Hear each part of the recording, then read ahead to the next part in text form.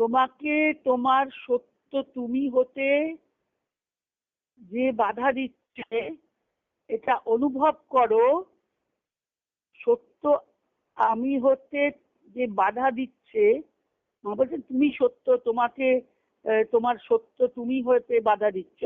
আমরা বলছি আমার আমিটাকে আমি বাধা পাচ্ছি। তাহলে বলবো, মা বলছেন তুমি অনেক উন্নতি করেছো আর তোমার সম্বন্ধে আশা আছে।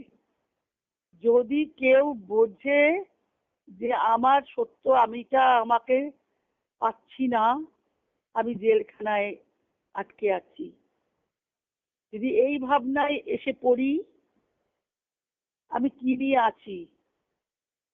তো এর গান আছে না আমাদের রজনীকান্তের, কি ছাই নিয়ে আছি আমি, হায়রে কি দন চাই নাই। কি ছাই নিয়ে আছি আমি, কি অসার জিনিস নিয়ে আমি পড়ে আছি, কিছু ভালো জিনিস পাচ্ছি না। যদি এইটা আমার অনুভব হয়, মা বলছে তাহলে তুমি অনেক উন্নতি করেছো এবং তোমার সম্বন্ধে আশা আছে। তোমার এই অনুভূতি হয় যেন, তোমার এই অনুভূতি হয় যেন তুমি শ্বাসরুদ্ধ, পিষ্ট, সম্পূর্ণরূপে বন্দি অবস্থায় একটা জেলখানায় আছো, যেখানে বাতাস নাই, আলো নাই, কোনো জানলা নাই।